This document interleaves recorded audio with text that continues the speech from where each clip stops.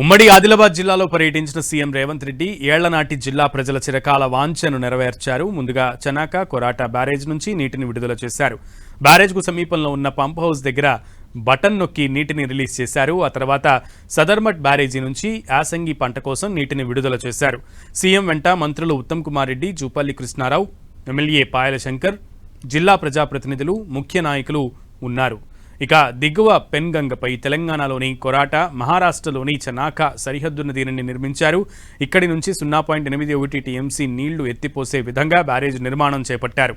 సమీపంలోని హస్తీఘాట్ సమీపం గ్రామం వద్ద పంప్ హౌస్ నిర్మించారు. ఈ పంప్ హౌస్ ద్వారా నీటిని ఎత్తిపోయగా పారేందుకు లోయర్ పెన్గంగా మెయిన్ కాలువ 42 కిలోమీటర్ల పరిధిలో నిర్మించారు. ఈ కాలువల ద్వారా నీరు జైనద్, బోరజ్, బేలా మండలాల్లోని ఆయకట్టుకు నీళ్లు పారుతాయి. మెయిన్ కెనాల్ పనులు పూర్తయినప్పటికీ పంట పొలాల వరకు నీళ్లు చేరేందుకు డిస్ట్రిబ్యూటరీ వర్క్ ఇంకా జరగాల్సి ఉంది.